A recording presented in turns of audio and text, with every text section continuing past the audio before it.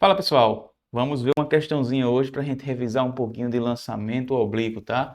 Já que a gente está aí nessa reta final para o Enem 2026, faltando aí menos de 90 dias, a gente vai revisar esse temazinho que já está sendo cobrado aí com mais recorrência nos últimos anos de prova, tá? Então já senta aí, pega o seu café, pega o seu caderno e acompanha essa resolução de questão para que a gente vá ficando cada vez mais inteligente nessa reta final para o Enem, cara. E isso vai ajudar demais você na sua prova de física desse ano. Então a questão é essa daqui, ó. Resumindo para você, o cara fez um lançamento oblíquo, né? Jogou uma bola de canhão ali, um lançamento oblíquo, e ele quer saber qual é a vazão que vai ter dessa mangueira de água quando o cara tiver lançado a água com essa velocidade aqui, tá? E aí ele traz algumas informações que a gente vai destrinchar aqui ao longo da resolução, mas a ideia inicial é mais ou menos essa, tá? Então vamos lá. O nosso objetivo é descobrir a vazão dessa mangueira. Só que para isso a gente tem que descobrir a velocidade de lançamento, a velocidade inicial desse lançamento, porque a gente tem que vir fazer um comparativo com um gráfico aqui, tá? Então vamos lá. Primeira coisa nesse tipo de questão, pessoal, é a gente entender o seguinte, ó, que a gente tem essa velocidade de lançamento, V0, né?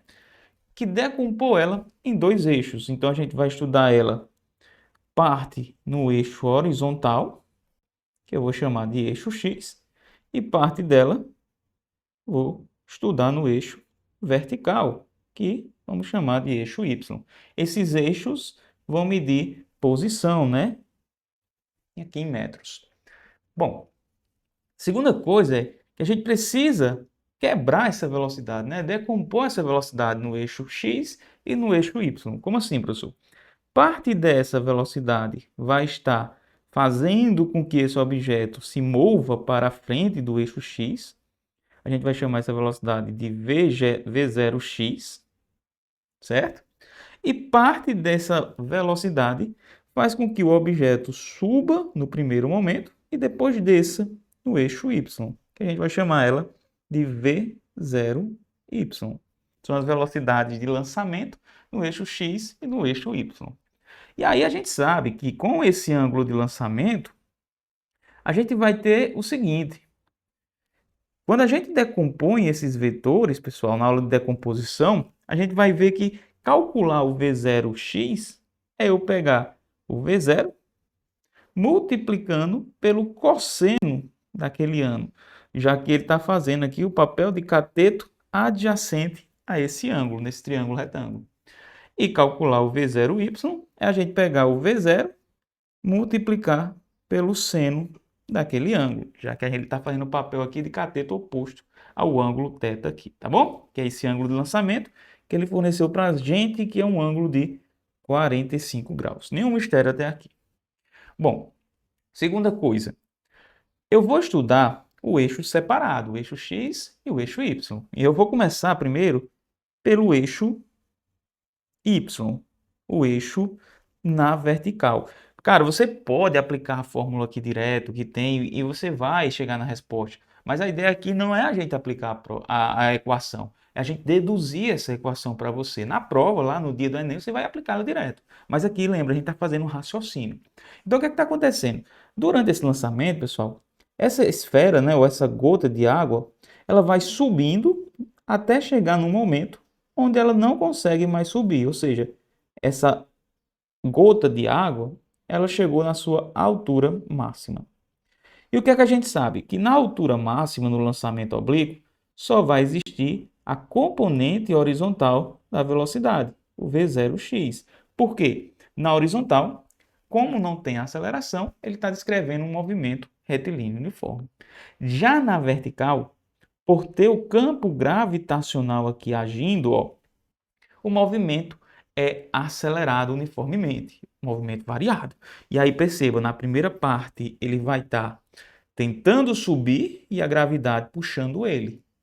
Na segunda parte ele vai descer e a gravidade vai ajudar ele. Então, nesse primeiro trecho a gente vai ter um movimento retardado, nesse segundo trecho a gente vai ter um movimento acelerado.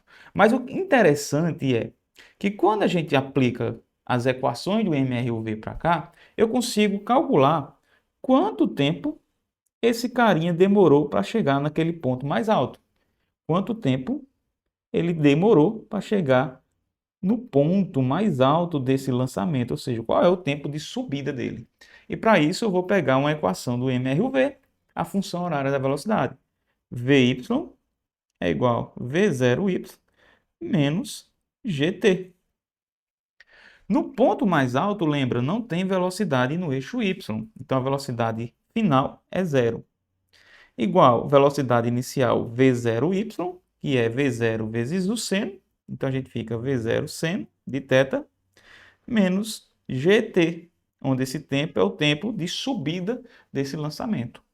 E aí a gente pode isolar o TS e vai ficar da seguinte forma. TS é V0 seno de θ sobre a gravidade. Está aqui uma expressãozinha que vai fornecer para a gente o valor do tempo que ele demorou para subir até o ponto mais alto nesse lançamento. Tranquilo? Bom, beleza. O que é que eu sei, cara? Existe uma certa simetria acontecendo nesse lançamento. Como assim? Se esse cara demorou 2 segundos para subir essa altura máxima, ele vai demorar exatamente os próximos 2 segundos para descer essa mesma altura. Então eu posso afirmar o seguinte, que nesse tipo de lançamento, o tempo de subida é igual ao tempo de queda, pelo fato dele ser simétrico. Então eu posso escrever que o tempo total de voo, ou tempo de lançamento, é 2 vezes o tempo de subida. Não é isso? Demorou 2 segundos para subir, 2 segundos para descer, o tempo total é 4. Então eu posso escrever o tempo total sendo 2 vezes aquela equação ali, ó. V0 seno de θ sobre G. Tranquilo? Massa.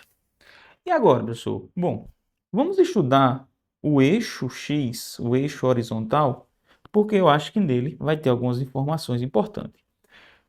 Como a gente está no eixo X, no MRU, a gente só tem uma função que descreve a posição aqui à medida que o tempo passa.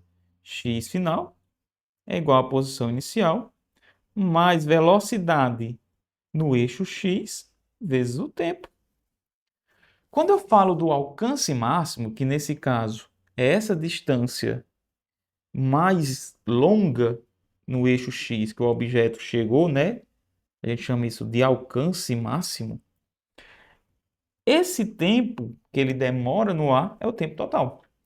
E aqui, ó, adotando que ele partiu do x0, vai ficar o seguinte: o alcance máximo é, como isso é um MRU, o que é que vai acontecer? Essa velocidade no eixo x nunca muda. Então, em qualquer ponto que a gente pegar para estudar esse objeto, a velocidade em x é sempre a mesma, v0x. Ela nunca muda. Olha que massa, né? É um MRU. E aí fica o seguinte, o alcance vai ser igual a v0x, que é v0 vezes o cosseno, vezes o tempo total, que é 2 vezes v0 seno de θ sobre g. Vou só organizar isso daqui para ficar assim, ó. O alcance vai ser v0 ao quadrado, porque v0 vezes v0, v0 ao quadrado sobre g, que multiplica 2 seno de θ cosseno de θ. E aqui a gente vai usar uma propriedadezinha trigonométrica que diz o seguinte: quando eu tenho esse produto aí, isso daqui vai ser 2 vezes o seno do ângulo, né? Ou melhor, isso é seno de 2 vezes θ. Como assim, professor? A vai ser igual a V0 ao quadrado sobre G vezes o seno de 2θ. É o arco duplo, não é isso?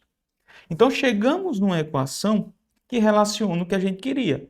O V0 com o alcance, que eu sei que é 8, com a gravidade, que é 10, e com o ângulo θ. Então, tem como eu descobrir o valor de V0 agora substituindo esses caras.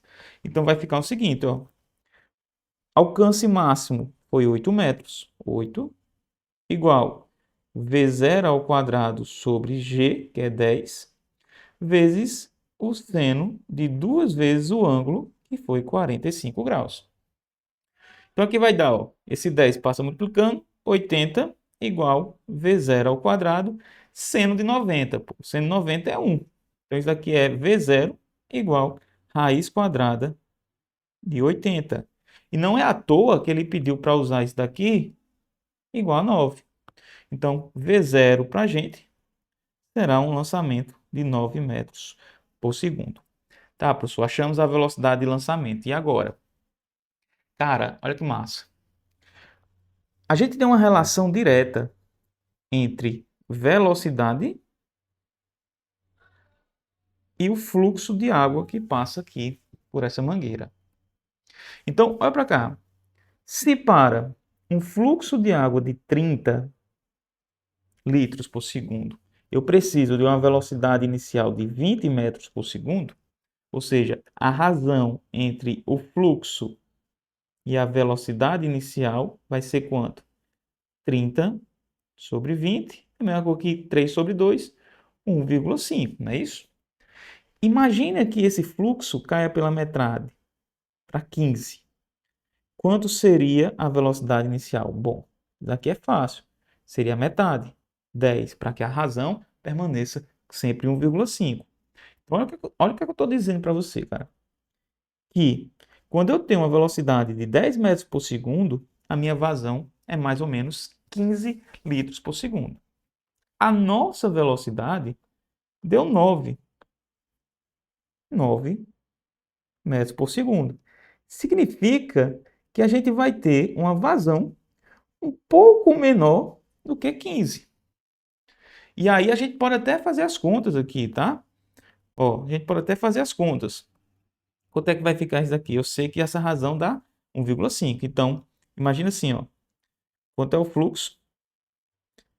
1,5 vezes V0, ou seja, 1,5 vezes 9. Isso daqui vai dar aproximadamente 13, alguma coisa aqui, 13,2, eu acho, tá? Aproximadamente. Então, olhando para o gráfico, a gente vê que isso daqui fica entre 13 e 15. E aí, qual é a alternativa que eu tenho mais próxima disso? Bom, o 12 não pode ser, o 6 não pode, o 30 também não, cara. Só sobrou a alternativa 14, que é o mais próximo que a gente tem.